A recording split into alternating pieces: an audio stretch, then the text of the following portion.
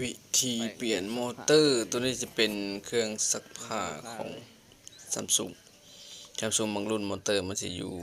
ข้างหน้าเนาะจะไปอยู่ทางหลังแบบเราเปิดฝาหลังจะอยู่ข้างหน้าแล้วมัน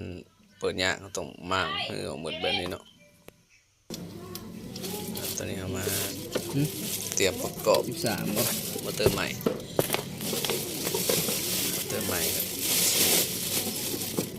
ห่อจากข้างในหันน็อตอยู่ข้างนอกครับ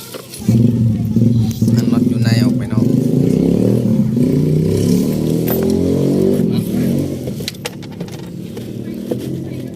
กับสองตัวนี้ก่อน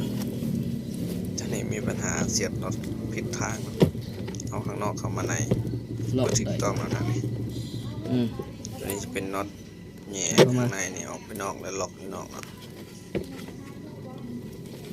สุดแล้วยังเอาไหมลมเท่านี้เลยลมเท่านี้จำแล้วบอกจำแล้วบ่เนี่ยมันชุบแต่เกี่ยวนี่เอาในห้องไม่ได้ไม่มาหันทางนึงเลยบอกตัวนี้เนาะ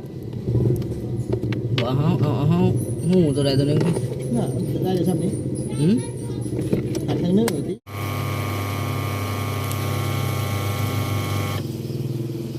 โอเคประกอบไปหมดละปิดเลย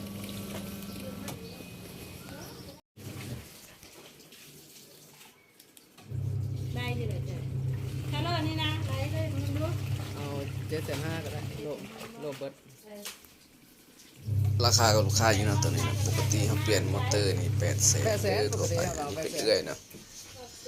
เป็นเอื้อยแล้วก็รูดให้เพิ่นเนาะรวมทั้งตกกันน้ำหัว